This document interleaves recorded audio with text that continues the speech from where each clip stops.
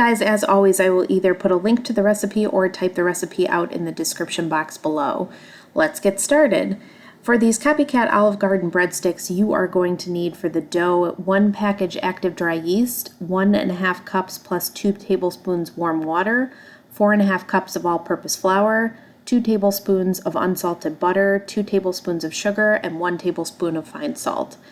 As you just saw, I placed a 1/4 cup of water in the bowl of a stand mixer and sprinkled in yeast and set that inside until it was foamy for about 5 minutes. You're then going to go ahead and add the 4.25 cups of all-purpose flour, 2 tablespoons of unsalted butter, your 2 tablespoons of sugar, and your 1 tablespoon of fine salt. You are also going to add your 1.25 cup plus 2 tablespoons of water to this mixture. You're then going to mix it with the paddle attachment on your stand mixer until a slightly sticky dough forms, or for about 5 minutes. I'm going to be honest, if you're kneading this by hand, I have no idea how long it would take. My KitchenAid is a godsend for making bread like this, so use it if you have it.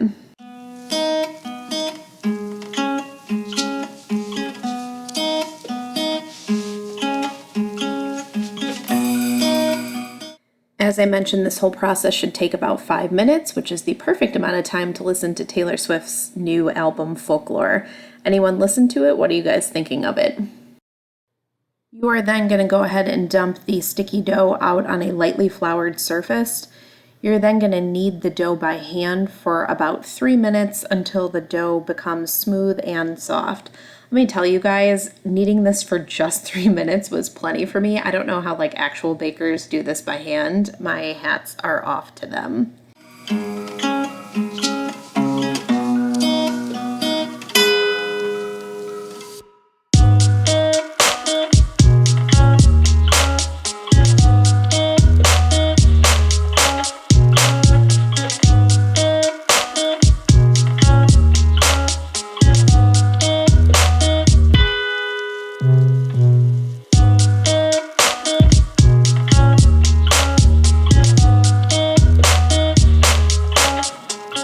You're then going to go ahead and roll the dough into a 2-foot long log.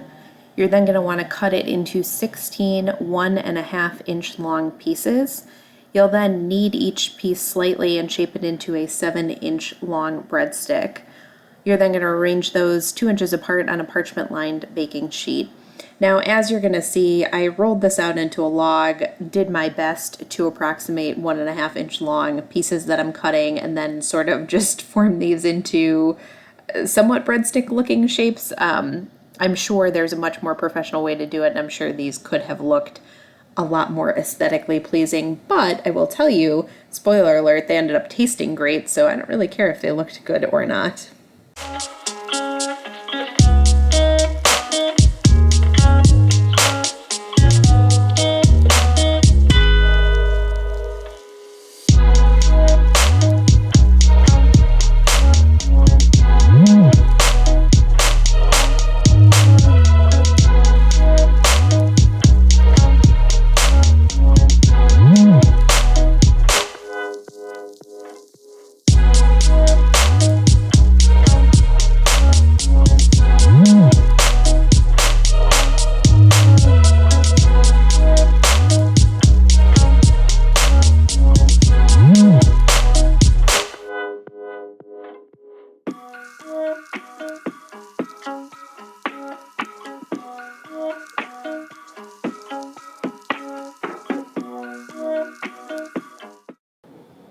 You're then going to want to cover these with a cloth and let them rise in a warm spot until they're almost doubled, which should take about 45 minutes.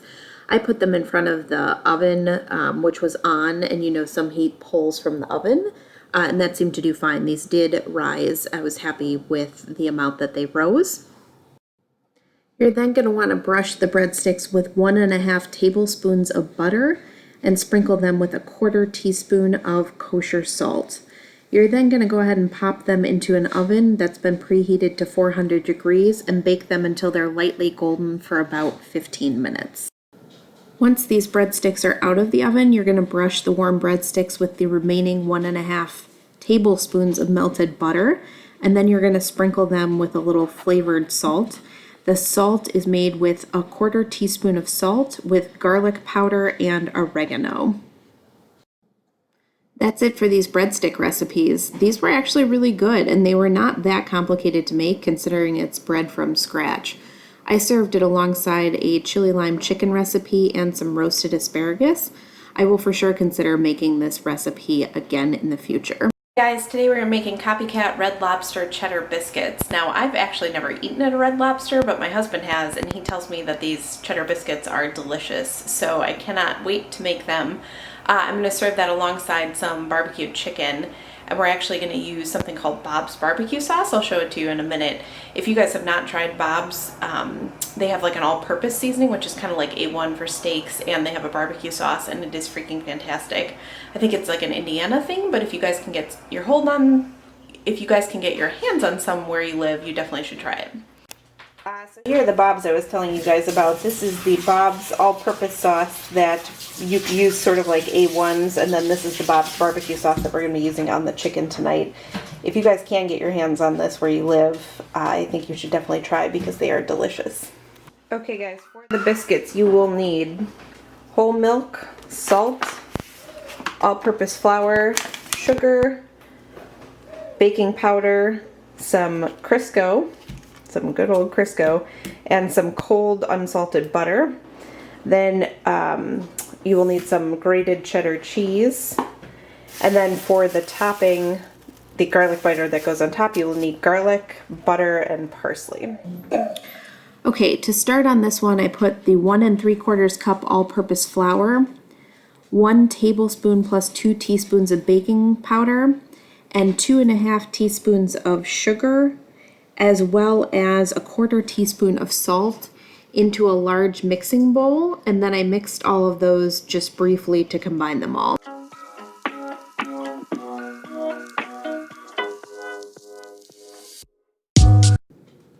You're then going to go ahead and add your 3 tablespoons of shortening. You're then going to grab a pastry cutter and mix this in. You can of course use a food processor if you have that. I just happen to have my pastry cutter around and figured it would be easy to cut the fat in this way. You're then going to add 4 tablespoons of cold unsalted butter that had been cut into about 1/2 inch pieces. And then go ahead and again cut this into the flour mixture with your pastry cutter.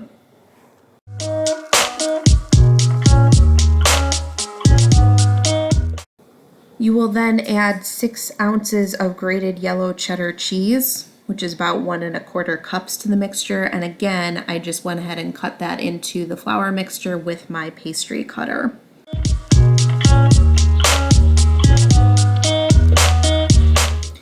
You're then going to want to add 3/4 cup of whole milk to the mixture, and then you'll want to mix this all until it's combined.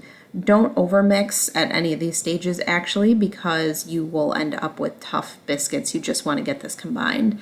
As you'll see, I ended up going in there with my hands to kind of finish the mixing process. As Rachel Ray always says, the best tool in the kitchen is your hands. You're then going to go ahead and turn out the dough onto a clean surface that's been lightly floured, and you're going to gently knead the dough until it comes together. Again, you don't want to overwork this dough because it will make your biscuits tough.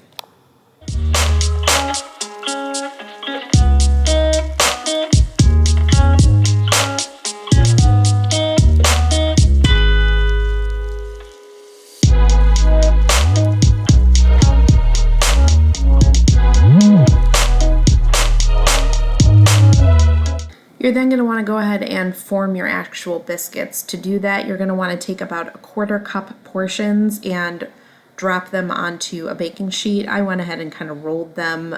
Again, be careful that you're not overworking the dough or you're going to end up with tough biscuits. You're going to want to place these biscuits 2 inches apart on a baking sheet.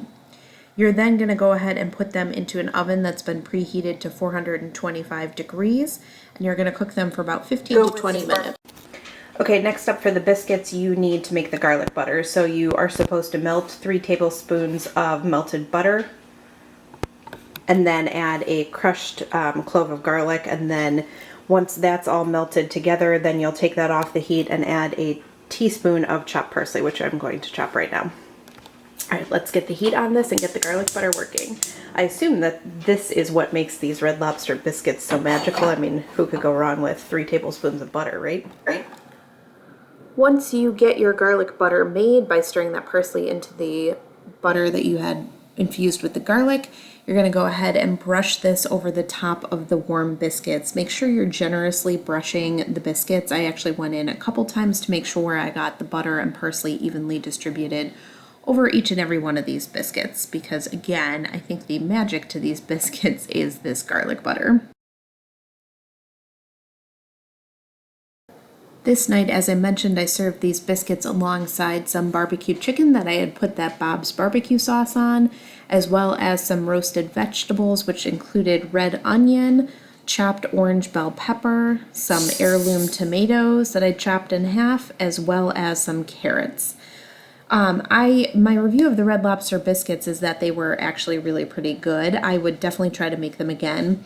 I think I overworked my dough a little bit, so they were a tiny bit tough, so I would be careful to pay attention to that in the future, but definitely a decent recipe I'll try again.